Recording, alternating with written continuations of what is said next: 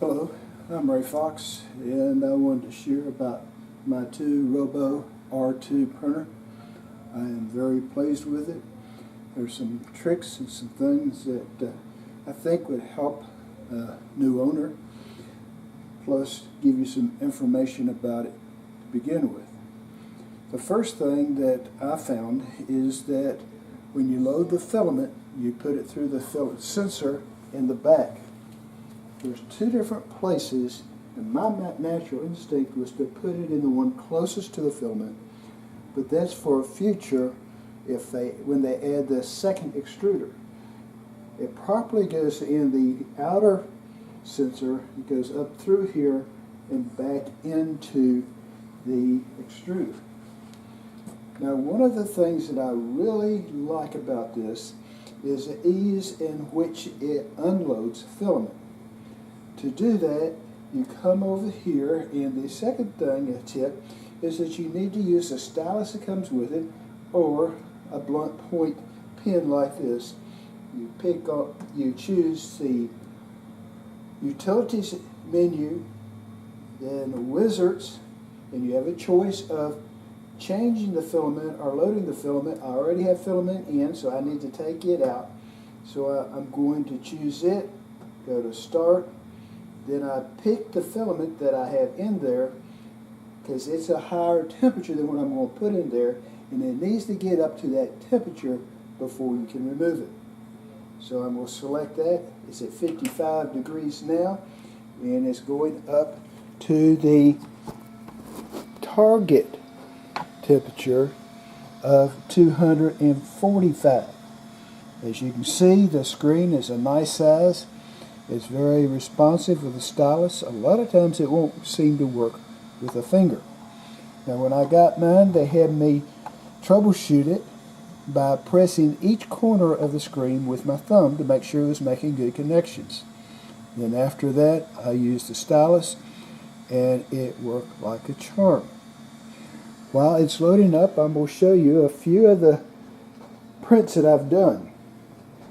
I have one of the first ones I did was a red fox for my granddaughter, and she really loved it. It came off of Thingiverse. Then I did the roses and separately printed the stem, and I did one for my wife, and my granddaughter saw it and she had to have one. And then I scaled it down to 3/4 size, and I think it was like 50%. And it came out rather well also. I haven't printed the stems for it yet. I've also need to print a vase.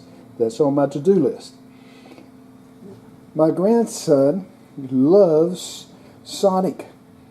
So I found a Sonic on the, I think it was on, I don't know if it was Cults, C-U-L-T-S, or if it was on Thingiverse. So I got that, and I was printing along, and it went real well until it got about halfway through, and then it started having problems, so I stopped it. I didn't want to start over, so I used NetFab, and I'll do a separate video on how to do that. They've got a new version that's a little bit different than the YouTube video that's out there currently. But I was able to come up with the height that I got, cut it, and start from just that point, and then glue it together. The next one here was my most ambitious project. I just actually finished it. It was like 12, 14 separate prints.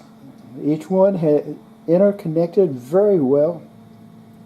I'm real pleased with the way it came out. I used two different materials. I used the orange that I got from Robo. Very good product. Right from them. I highly recommend it. And then I did the windows and the lamp in a PETA, P-E-T-G. I had to do some experimenting to find the correct temperature for it. For me, it was like 235 to 245, 80 degrees for the bed. And then I printed it at 40 or 50 millimeters per second, and it came out really well. The windows, as you can see, fit right in there. It all fits it together or it glues together. Now I did a a Batman for my son, and it had a thunderstorm after I got 2/3 through of a 16-hour print. After 12 hours, it crashed. Once again, I used NetFab at the urging of the owner of Robo, which is Brandon, Braydon, and was able to figure out how to do that. So to prevent that from happening, I ordered a battery backup. It was like $30 and installed it. Well, it's a little expensive. It sure saves us from having to waste a lot of time. Well worth it in my opinion. They're also making a change. Right now the lamp is in the corner, is right here, and it really doesn't help illuminate when it's printing up at the top. So I added a magnifying lamp that I had on hand. Talked with Brandon, made a suggestion, and he had already been on the ball, and the new generation will have lamps on the top. He showed me pictures of it, and it's very impressive.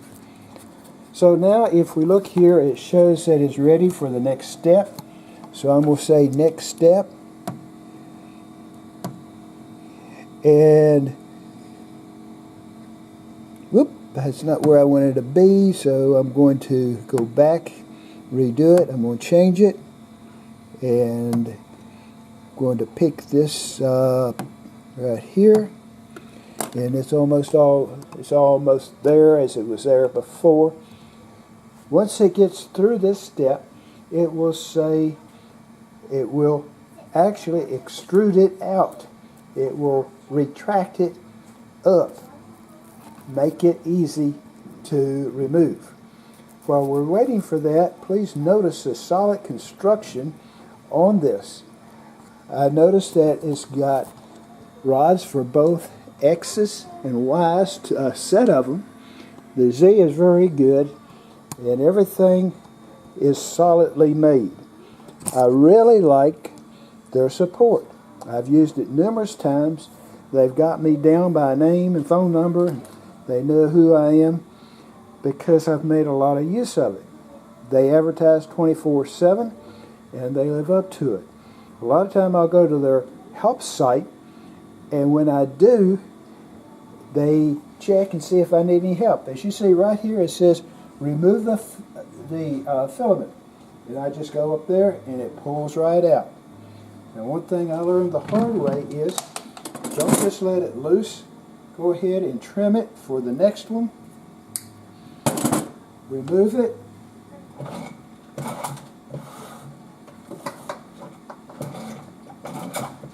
And the spools all have little places to secure it. I advise you to go ahead and secure it. I didn't do this one time, and it got tangled up, and it messed me up, and I had to go back and untangle it and start over. So now that's done. So I say next, I finish that. And now it says to load the new one. And it tells me the first thing I need to do is to clip the end. And again, I want to do that.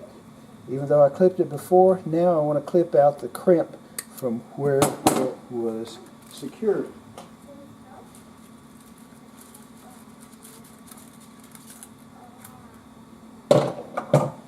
Then I take this, put it up through the filament sensor.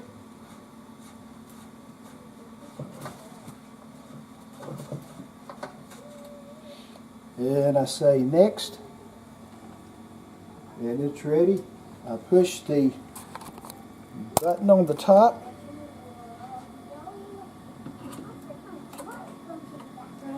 push this filament on through, and then it will come on, and I watch for it to extrude down below.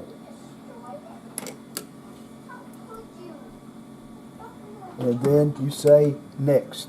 And okay, you're ready to print. And I'm going to stop it. Yes.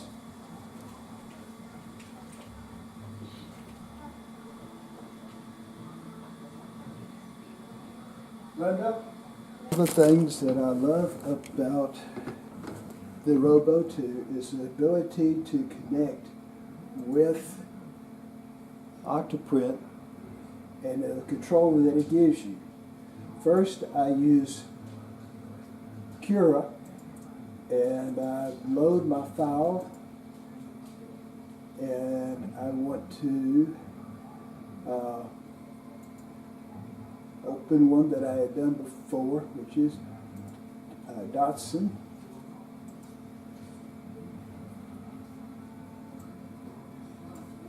And I need to remove that one. And I split it with NetFab, which I will show you how to do on another video. And on this, got everything set the way that I want it. And I'm going to save it to a file. It's going to save it to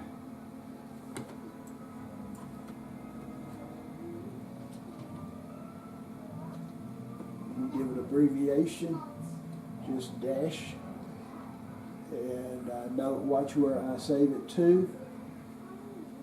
Then, without having to put it on a SD card or a USB, I can simply go to my Octoprint. I can say I want to upload it. Oh, I've already got it uploaded. And I will go through it again. Just go down here and say I want to upload it. You pick where it's from, and you open it.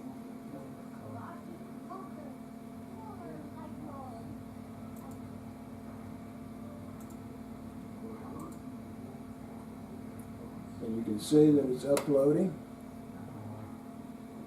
And once it's uploaded, you can click right here to print.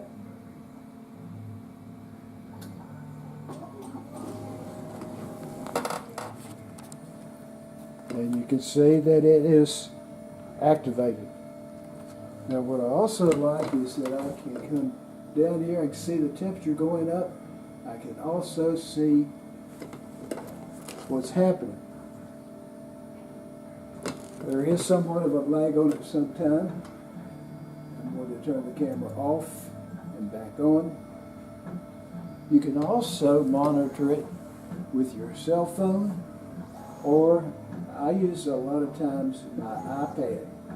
You can also do a time-lapse capture where you can go back and see what happened at different stages, which is very helpful.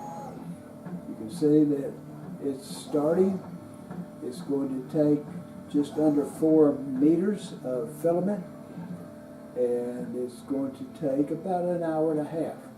That is usually not as long as they project. It will be done within that time frame, and you can just watch it from here and it will come together. That's the foundation of why I like it. If you have any questions, you can reach me at kenraysr@gmail.com. Thank you.